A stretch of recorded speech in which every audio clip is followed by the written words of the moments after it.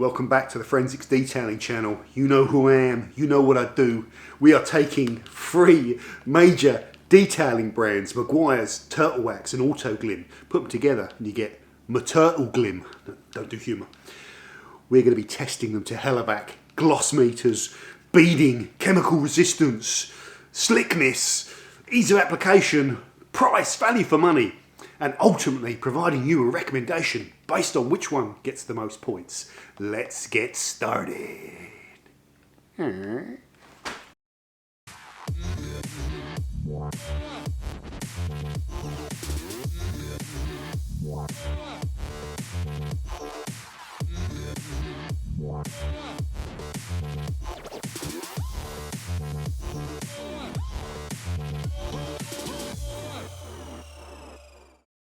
Welcome back to the channel, guys. Great to see you. Hit subscribe and the bell notification. Let's get stuck in. First product in this test is the Meguiars Hybrid Ceramic Wax.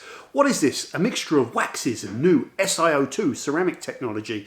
How do you use it? You spray it onto your panel and spread it initially to form a base foundation layer, and then all subsequent applications you spray on and rinse, which is slightly unusual. So essentially this is a hybrid ceramic spray and rinse product.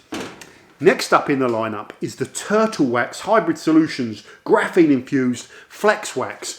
What is this? Again, it's a hybrid product that contains waxes and an infusion of the new graphene technology. This is supposed to give you a tighter web of protection, as Turtle Wax describe it, with increased gloss and slickness and other attributes. The key thing to understand about this product though is it's called Flex Wax because you use it in a variety of different ways. You can use it dry as a spray and buff base layer. You can use it wet as a spray and dry your car, or you can also use it as a spray and rinse, so spray, spread with the water and then dry. So it's about versatility and the use of graphene with the Turtle Wax Flex Wax. And finally, relatively new to the market, is the Autoglym Rapid Ceramic Spray. So what is this product? It's a SI based ceramic spray. It's for paintwork only according to the instructions. So you spray this onto the paintwork, either dry or wet. I'd suggest it's slightly better dry in my experience, and you buff it to a shine following the instructions. So that is the Autoglym Rapid Ceramic Spray. Those are the 3 products. Now we need to go through all of our different tests, what the results are, add up all the points and give you the final winner. Test 1, value, based on price per litre. So we scale them all up to the price per litre based on the Halfords price at the time that I shoot this, when there's no sales included, okay? In third place, picking up 1 point, is the Flex Wax with a price of £44.11 per litre. So that only gets 1 point. Picking up 2 points in second place with a price per litre of £39.98 is the Autoglym Rapid Ceramic Spray. So that's 2 points.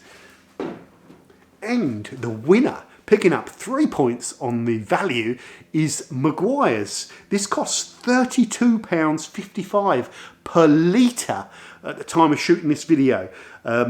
So that's fantastic, especially when you consider this is an American brand and there's all those costs bringing it over here. And typically when products from UK go to America, they're expensive in America, and when American products come over here, they're expensive over here. So really credit to this product for coming first in this particular test. You can pick it up at a normal price of £25 for this 768ml bottle, but more often than that you can get it a lot cheaper, so always shop around. So I think well done to Meguiars for getting that price down. Test number 2, gloss. So we cut our panel back using a wall pad and a heavy abrasive, a non-diminishing consistent abrasive, to actually try and simulate an average finish on your average car rather than a high gloss finish where it's difficult to actually measure these products. So we're also using the Ropoint Gonio photometer, the IQ unit, which is fantastic. And we're taking 5 readings on each section and then taking the mean average 20-degree gloss reading, and whichever one has the highest picks up the most points. Over to the results. In third place, with an average of 77.8 gloss units, was the Autoglym Rapid Ceramic Spray. In second place, with, oh geez, that went on my foot. It's okay. In second place, picking up 2 points, getting 79 average units of gloss, was the Turtle Wax Graphene Infused Flex Wax. And in first place, picking up 3 points again, was the Meguiars product, which produced an average of 80.1 gloss units on our test panel. It was also the darkest of all three. You could see the product film, you know, that square looked a little bit darker. So, and the goniometer, well, those are the results. So that is gloss covered.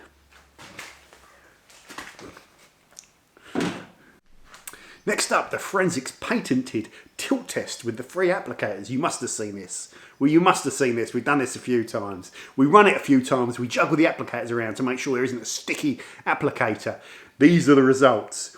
The least slickest, according to the test that we've done, obviously, out of these three products was the Meguiars Hybrid Ceramic Wax, which is interesting because SiO2 is supposed to be really slick, but under that microfiber, it was definitely, you can see the results, it was definitely the least, that had the most friction.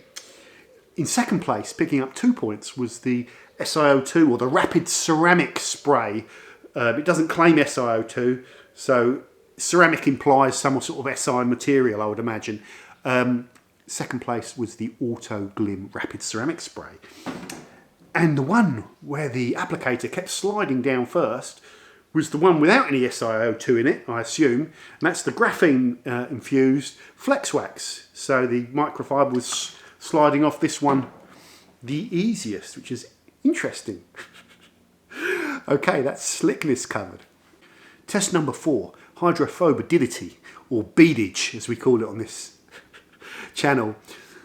These products were left overnight after applying them, and then the following day we spray water on them. I'm looking for the speed of the water being sheeted off the panel at an angle, and I'm also looking, when I spray it and let the beads fall on the panel, I'm looking for the contact angle of the beads. The more hydrophobic, the more pert the bead wall comes, and when they're really hydrophobic and it gets beyond 90 degrees, the beads, you know, you get those insane contact angles and stuff like that. So from making my own waxes, I love to get that in there. And looking at beads, I can tell you that I've got a good eye for spotting hydrophobicity. It's pretty easy to judge. In third place, the least hydrophobic of these products, one day after application, was the Autoglym, which I would describe, still gives you beads, actually, it's still decent, but not as pert as the other ones, and the water sheeting action is a little bit slower. In second place is the Turtle Wax Flex Wax with a slightly increased sheeting action and beadage. And the winner, which is this is a really hydrophobic product, this Meguiars Hybrid Ceramic Wax, really hydrophobic on application, so people like it because of that. And the beadage, the contact angles, the sheeting of the water is extremely rapid, and not many products will be able to beat that. You know, it's about as quick as it gets, that sheeting action. Really impressive. So that is the hydrophobicity or beadage. That might not be important to you, so you can disregard this test if it isn't. As with all of these tests, that's why we break it up that way. Next up, inferred durability via chemical resistance, which is, you know, it's a quick way of inferring durability, but it's not an accurate way. We've talked about this before. What I've done in this test is hit our test panel with Surfex HD, which is a product, a detergent that you use to clean car panels, and you can pre-wash with it. We left it on there for bursts of half an hour. I was expecting them to be quite degraded after one half an hour hit. Unfortunately, they weren't. I'll show you the results after half an hour of soaking with that detergent. We then went again with neat Surfex, which I thought would hammer them even harder. In the second round, I'm starting to see some deterioration of the products, looking more like the Turtle Wax and the Meguiars have deteriorated and slowed down a little bit more, in line with the Autoglym, which is showing less deterioration.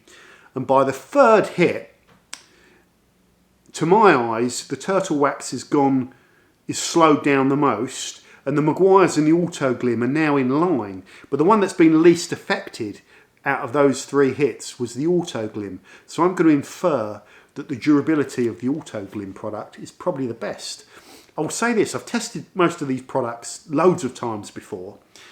Meguiars don't tell you the durability of this product. I think it will give you 3 to 6 months, something like that, depending on how it's maintained. But it's so easy to top up. I think the durability is quite impressive for how easy it is to apply, if you like. Now, the Autoglym product states 3 months, and I've had it on my Golf for that time, and I think it will deliver perhaps more than 3 months. So they might be a little bit, what's the word, reserved with their approximation on durability. But because we measure durability by looking at the repellency all the time, that can be misleading. The products which aren't as repellent are at disadvantage. And the Flex Wax, I think this product will deliver you up to 3 months. Now, funny enough, Turtle Wax have not developed this to be their durability product. They've developed it to be an all-rounder. You would use Seal and Shine or their ceramic spray if you want more durability than the Flex Wax. But those are the results, guys. So we're over now to the final test. The next test is ease of application or risk of misapplication, okay, which is key. That's a key wording, because the one that has the highest risk of misapplication is the Meguiars Hybrid Ceramic Wax, so it only picks up 1 mark. Now, if you follow the instructions, I don't think there's anything to worry about with this product. But from reviewing it and reading all your comments, there's a lot of guys that seem to struggle with streaking with it. And more often than not, they've used way too much. Even Reg, when he bought a bottle of this, I asked him how much he used, and he said 3/4 of a bottle in one go. So I can imagine him like driving his car with a big iceberg of like SiO2 sitting on the roof. It goes around the corner and it tips off. Don't do humour, don't do humour. So a lot of times people use too much. But I will say this, it is unusual for a spray and rinse product to be this thick. Usually they're looser and they're more sort of watery, so they're more free rinsing.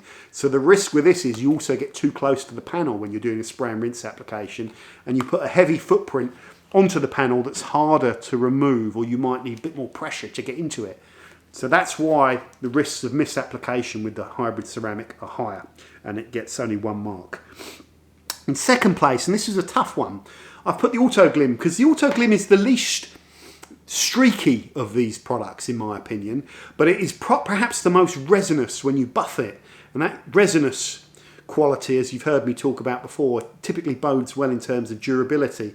Indeed, Autoglym state that if you accidentally get any overspray on the glass and it's allowed to dry, you might want to take like a glass cleaner or something to get that off once it's set, because of that resinous quality, to break it back down again. So, but it is a pretty straightforward product to use. The Flex Wax, if you apply too much of it, you can see that white hazing with it. But if you just put a thin amount on, that white hazing isn't as hard to buff. So it's almost like, you know, you typically get that and you buff it out after it's sat on the panel, and it's quite easy to work with. The thing I like about this is that you can just spray it all over your plastic trim, buff it out. You can spray it over your glass, although I don't like to. You can even spray this on clean rubber on your tyres, although it's not a tyre shine. But you can also spray it on your alloys. And I like the fact, excuse me, that you can also just spray it and rinse it if you're feeling really lazy. So I think this is perhaps the easiest to work with, and that's why it gets 3 marks on the ease of use or risk of misapplication.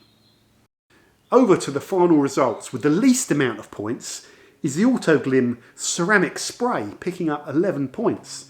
Coming in second with 12 points is the Turtle Wax Graphene Infused Flex Wax. Picking up the most points with 13 is the Meguiars Hybrid Ceramic Wax. Now, the important thing with each product, let's go back to the Autoglym. The one with the least amount of points, ironically, is probably my favourite. What did this do well in the test? Did well with durability, so I think it's perhaps the most durable product here. The rest of the time it was a steady Eddie, you know, often picking up 2 marks and coming in that middle slot. So reasonably slick, you know, reasonably well priced, pretty easy to use, good product. Just remember the key things to take away, that it's essentially a paintwork protection system. What I like about it, it's durable enough that you could use it. You could use it after polishing, degrease, and then apply this. So it's pretty durable, perhaps more than most paste waxes. But it's nice and easy to spray and wipe. Okay, the one coming in second, the Turtle Wax. What do I like about this? I liked the fact that this won the slickness test. The price would put some people off, although Turtle Wax will argue that if you have this on your shelf, you know, it can do a bit of everything. This to me is like a detail spray on kind of steroids, as they say. It's much more powerful than your average detail spray, and it's probably more, well, just as versatile, or even more versatile, because you don't tend to spray detail spray on alloys, do you? The downside is sometimes you don't always want to be using powerful products every kind of wash, especially with this, which has got a durability of a few months. So it's kind of like a turbocharged graphene detail spray / versatile sealant, if you like. The Meguiars Hybrid Ceramic Wax, the winner. Why did this win? Well, it won because of its value for money. It aced the gloss test and it won the bead test. So there's 9 points just from winning those 3 alone. It's Achilles' heel. So if you're before I do its Achilles' heel, its strength is that it's a bead monster and really darkens out the panel well as well. So it's going to make your car look good if you apply it properly. It's going to be easy to top up and it's going to put loads of beads on your car. The disadvantage, like I said earlier on, is the risk of misapplication. So therefore, this video hopefully has given everything you need to know about these 3 products. Don't be too worried about the overall marks. Look at the strengths and weaknesses of each one. What I want you to do for me, guys, is put in the comment which is your favourite of those 3, or if you haven't used them, what's your favourite spray-on protection product? That's what I want to know. Don't forget to subscribe, and also don't forget you can join our private Patreon community where we talk about these videos and other detailing subjects and get early viewing and monthly contests and all those sorts of things, as you heard me talk about. And finally, if you're just discovering this wonderful world of detailing, I've put together an online course broken down, I think, to 5 or 6 modules that you can do at your leisure, which will tell you everything from paintwork decontamination, all the different materials and chemicals you use in the detailing industry and what they're for, and the different surfaces that you're going to encounter on cars and how you go about detailing them, decontaminating, polishing, machine polishing. That's the thing that most people are really kind of scared about. We've got a big section on taking away that fear on machine polishing, so that at the end of this course you should be really comfortable detailing the inside and outside of your car. All the information is in the description. Thank you very much for watching, guys. If you like the video as well, I'm going to juice one more thing out of you. If you like the video, give it a thumbs up because it helps the channel. Other than that, take care. See you soon. Bye for now.